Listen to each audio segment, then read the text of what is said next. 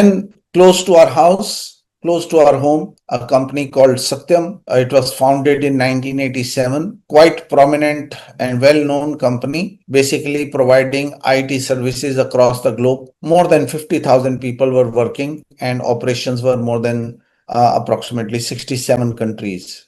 This accounting scandal came into exposure when the main person, Mr. Raju, he wrote a letter to the board of directors and a very famous line that I am riding a tiger and I do not know how to get off it. This accounting scandal came into exposure, and the main allegation was that this company, in their financial statements, was inflating the cash and bank balances, and the amount was huge. This company was also overstating their debtors position, the receivables, which was more than 100 million, and they were also understating their liability. So this company, Satyam, was being audited by one of the large firms, and later on, this firm's partners were sent behind bars because of their negligence as auditors. So this company's accounting scandal when came into picture. After that,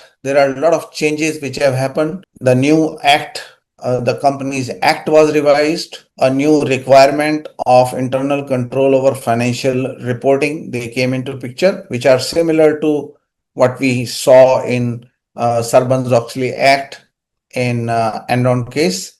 So it is in India that IFCFR reporting came into picture. There were other provisions also in the Companies Act which got tightened up. And also now, if you see the regulators which are according to the Companies Act, NFRA is the new regulator which is looking into the working of auditing community, auditing firms. So all these 8 stories of accounting, they had one common thread, and that was that all of these companies, they wanted to show a very nice picture, very rosy picture to the stakeholders, saying that the company is doing very well.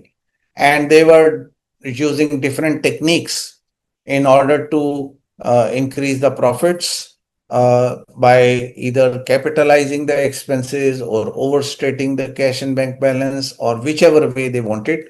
So they wanted the investors or the stakeholders to have a confidence in the company. And all of these names which were shared in the previous slides, they were all very, very renowned, very, very reputed companies. So we learned from these companies, learn from these stories that accounting frauds can happen in any company. It can be very large name, very reputed name.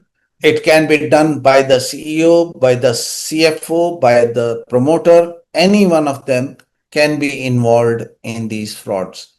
So name of the company doesn't matter.